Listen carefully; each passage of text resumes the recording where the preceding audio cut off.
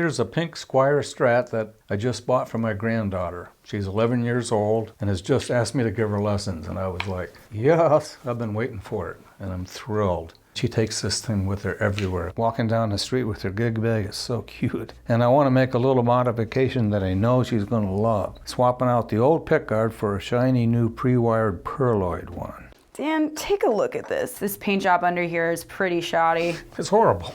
It's supposed to be shielding paint. Shielding paint is conductive. It's like lining the inside of the body with metal, with foil, copper, aluminum, and then the Pickguard, and you close those pickups in and it cuts down the hum. I can prove this isn't doing its job. Take the multimeter and put it on conductivity. When you hit the 2 prongs, you'll get a beep. If I touch a fret, touch the cavity, nothing.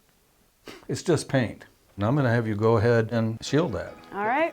When it comes to shielding paint, you want to make sure you stir it extremely thoroughly because it can have a lot of lumps at the bottom. That's the stuff that does the conductivity that you want to get into emulsion. So you'd like it to be like a cream-like consistency. You want to use about 3 coats. Each coat takes about 12 hours to dry. I'm going to rush it up a bit by putting a fan on it. While painting in such a small cavity like this, it's kind of difficult to not accidentally get it on the body a little bit. It's not a big deal. You can use a little naphtha on a clean cloth and it'll wipe it right off. And you always want to make sure you double check the inside of the cavity and make sure everything is saturated so you don't miss any spots at all. Well said. Thank you, boss. All right, Dan, it's all finished up. All finished up, eh? 3 coats. Looks good. It's your test. We pushed it. Nice. Nice. That's good, and that's part 1 of the job we're going to do, because we're not putting the original Pickguard and pickups back on. I'm giving Kate the perloid Pickguard. This is pre-wired. Eric Coleman spent 6 months researching this, taking apart pickups to trace down what we liked in a vintage sounding Strat. Everything on this is top grade. Golden Age Strat pickups, CTS pots, central lab switch, like a real Strat. You just can't compare this to that, and the sound will be way different. What we're going to do, though, is shield the underside of this guard. Imagine that's like a little box. You got to put the lid on the box, and the lid has to be shielded as well. Then you have a completely shielded outfit. All right, first thing we got to do is take all the components off of the Pickguard. We're not going to mess with any glue. We're going to cut off a sheet of this self-adhesive shielding foil. It's real easy to trim to the exact size of the Pickguard. You want to trim as close as you can, but be careful not to cut into the Pickguard at all so it doesn't cause it any damage. For the interior, I like to press on the edges of the Pickguard to give myself an outline of what I need to trim. It makes it really easy to get in there and make precise cuts. A small screwdriver tip works great to mark out the mounting screw holes.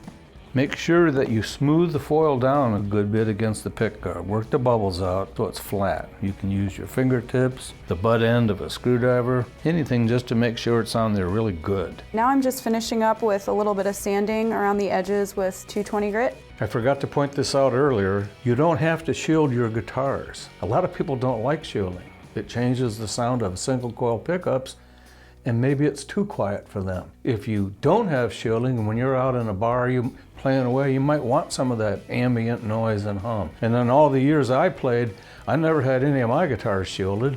It's up to you. Now that I've finished the shielding, I'm placing the Pickguard on the body, and I'm noticing that not all of the mounting screw holes are aligned, which is common for inexpensive imports once you trade out Pickguards, but it's very easy to fix. We're just going to use a wooden dowel like this to fill the holes.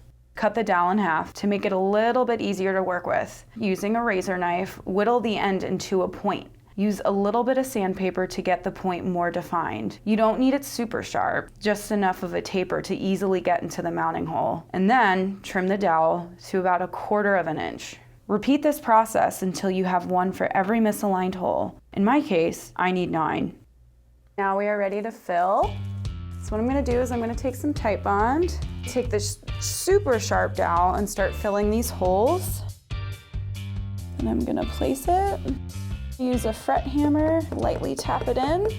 Use the tip of the screwdriver and the fret hammer until it's completely flush with the body. Now that all my dowels are installed, I'm going to begin the process of installing new holes so the pickguard will be placed properly. If you do have any existing holes that do align, screw those in first to set the pickguard in place before you start drilling.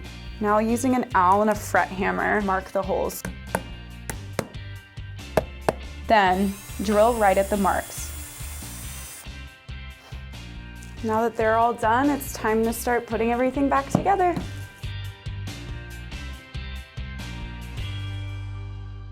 Before we're done with this job, we have to connect the shielding in the cavity to the shielding on the underside of the pickguard. That completes the circuit. It closes the box. I simply did that by screwing a wood screw into the body right here, wrapping a small wire around it, tightening against that shielding, running it up the side, and poke down into a little hole that I drilled in the top.